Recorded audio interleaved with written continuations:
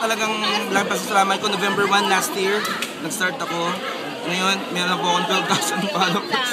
So salamat po sa paniniwala nyo.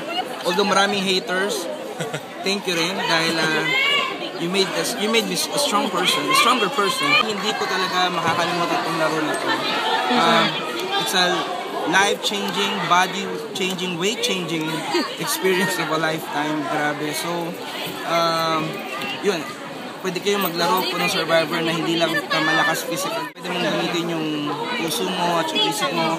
Although siyempre, kailangan mo strategy, makasakit ka ng mga tao. Pero pwede kang maglaro. At the end of the day, mabuti ka pa rin. Of course, sa pamilya ko, mga taong naniniwala sa akin na kailangan ko tulungan. Siyempre, sa Tala. And of course, my one and only channel in the whole wide world, May Bautista.